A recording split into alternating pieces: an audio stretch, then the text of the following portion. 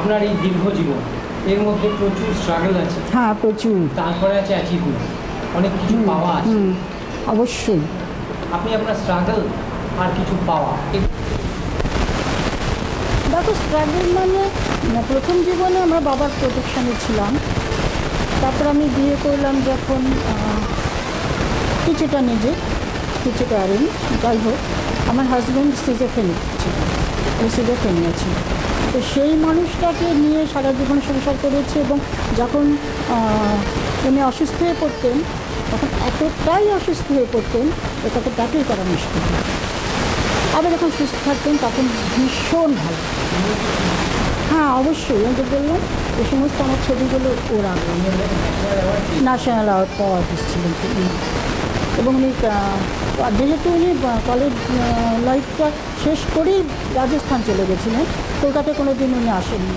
সেই জন্যে মানে তথাকথিত এরা জনসাধারণ জানে না, অন্য আর্টিস্টরা জানে। আর্টিস্টের সঙ্গে অনেকের সঙ্গে খুব ভালো বন্ধুত্বও ছিল এবং চেন্নাইতেও তাই। চেন্নাইতে একলা এক্সিবিশনও করেছেন, ওয়ান ম্যান শো করেছেন, গ্রুপ এক্সিবিশন করেছেন। আর আমিও চেন্নাইতে কিন্তু গ্রুপ এক্সিবিশন করেছি। গ্রুপ এক্সিবিশন করেছি আমার স্টুডেন্টদের নিয়ে। আবার 5 স্টার হোটেলে আমাদের কাজ নিয়েছিলাম। ওইখানে একটা বাঙালিদের একটা বিয়ে হয়েছিল, বেঙ্গল উৎসব ফেস্টিভ্যাল বা কিছু, তাই তো আমাদের কাজ নিয়েছিল, বেশ কিছু কাজ নিয়েছিল। ওইটা একটা বিয়ে হয়েছিল।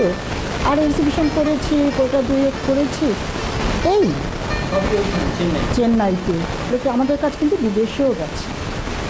আমরা প্যাকার দিয়ে প্যাক করিয়ে পাঠিয়েছিলাম। যখন পড়াতে দেবো এগুলোকে সব প্যাক করতে হবে। যারা আঁকতে জানে তাদের পক্ষে আরও সুবিধার জন্য যে এঁকে নিল পুরো ব্যাপারটা, এঁকে নিয়ে তারপরে কাজ করলো। আপনি আপনার সম্পর্কে বলবেন, আপনার রেকগনিশন রেকগনিশন মানে হ্যাঁ, রেকগনিশন মানে ফেমিনা থেকে, যেমন ফেমিনা থেকে ওরা এসছিল, একটা ইন্টারভিউ নিতে দিয়েছি। ইকোনমিক্স টাইমস থেকে এসেছিলো, ইকোনমিক টাইমসেও দিয়েছি। তাছাড়া ওখানকার যেমন অ্যাডার টাইমস বা লোকাল যে ইংলিশ পেপারগুলো ওখান থেকে এসছে, ওখানে দিয়েছি। চেন্নাই, সবই চেন্নাই।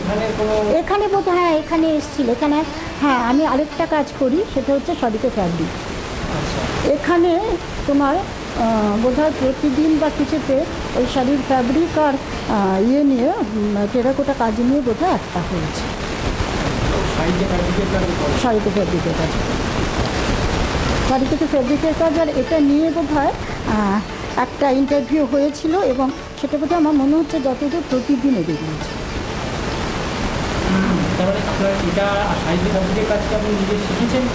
শাড়িতে ফ্যাব্রিকের কাজটা আসলে আমার এক আর্টিস্ট বন্ধু, ও আমার কাছে টেরাকোটাটা শিখেছিল। ও যেহেতু আর্ট কলেজের কমার্শিয়াল আর্টিস্ট, ওকে আমি দেখতাম খুব ফ্যাব্রিকের কাজ করে, সেখান থেকে উৎসাহটা পেয়েছিলাম। তারপরে এখানে এসে যখন আমি মাটির কাজটা করতে পারছি না, আমার হাজব্যান্ড অসুস্থ, তখন আমার মনে হলো হচ্ছে ফ্যাব্রিক করে দেখি।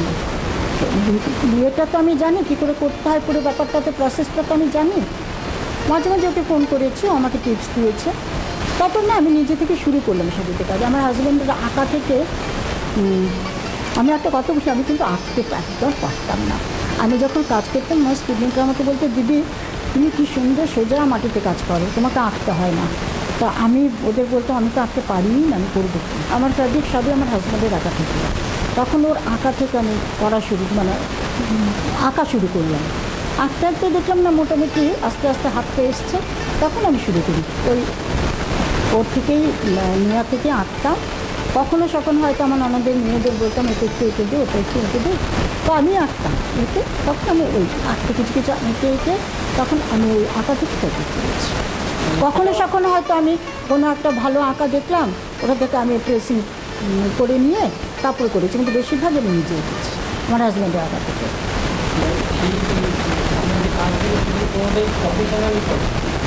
না, শখই।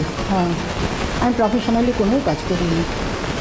যদি আপনি আজকালকার দিনের মহিলা বা যারা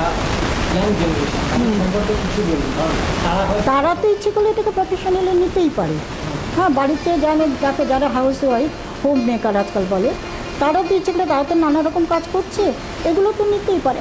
করছেও অনেকে নানা রকম, করছে না তা না, কিন্তু এই সমস্ত কাজগুলো কিন্তু অনায়াসে শাড়িতে ফ্যাব্রিক করা বা ওটা তো আমি দেখিয়েও দিতে পারবো ফ্যাব্রিক করা, অথবা এই যে এই কাজগুলো তো একটু অসুবিধা, একটুখানি আইডিয়া নিতে হবে।